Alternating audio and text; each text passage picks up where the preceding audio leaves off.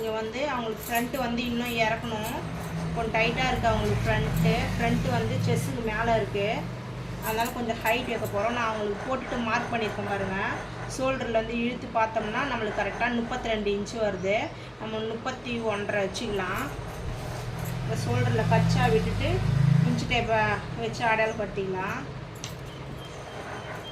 31.5. அப்புறம் நீங்கள் கோடு போட்டுக்கோங்க, ஸ்கேல் வச்சு நீங்கள் போட்டுக்கோங்க. எப்போவுமே இந்த சென்டர் பாயிண்ட் வந்து இந்த சென்டரில் தான் வரணும்.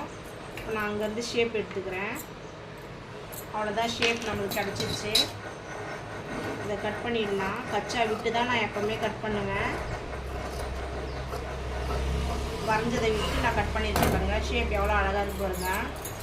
நீங்கள் ஃப்ரண்ட் ஷேப் எடுத்துக்கலாம். நான் உங்களுக்கு இது புரிகிற மாதிரி சொல்லணுன்னா அதை பாருங்கள், நான் உங்களுக்கு கரெக்டாக தெரிகிற மாதிரி நான் இது பண்ணுறேன். கரெக்டாக இந்த கச்சா ஓரமாகவே வச்சுக்கலாம். அதேமாதிரி இந்த கச்சா ஓரமாகவே வச்சுக்கலாம். நான் மார்க் பண்ணுறேன் பாருங்கள். இதில் நம்ம எப்படி எடுக்க போகிறோம்னா, இதுக்கு ஸ்ட்ரெயிட் அப்படியே போகணும். ஸ்ட்ரெயிட் கொஞ்சம் இது வரைக்கும் ஸ்ட்ரெயிட் போயிட்டு இந்த ஷேப் வர இடத்துல இந்த ஷேப் பாருங்கள் அப்படியே நான் டேன் பண்ணுறேன் கையில்.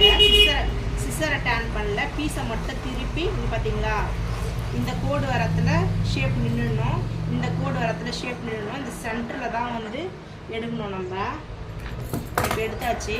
அதே போல் சிலர் வந்து 3.5-4 இன்ச்சு வைப்பாங்க. நான் அந்த மாதிரி வைக்க மாட்டேன்.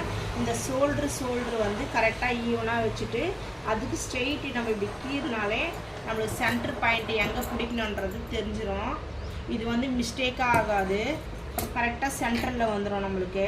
எப்போயுமே ஷோல்டருக்கு நேராக தான் அந்த சென்டர் பாயிண்ட் வரணும். சிலர் வந்து இந்த 3.5 இன்ச்சு 4 இன்ச்சு உடம்புக்கு ஏற்ற மாதிரி வைப்பாங்க. நான் அந்த மாதிரி வைக்க மாட்டேன். உங்களுக்கு இது வச்சு காட்டுறேன் பாருங்கள். இது கரெக்டாக 3.5 இன்ச்சு கணக்கு வருது.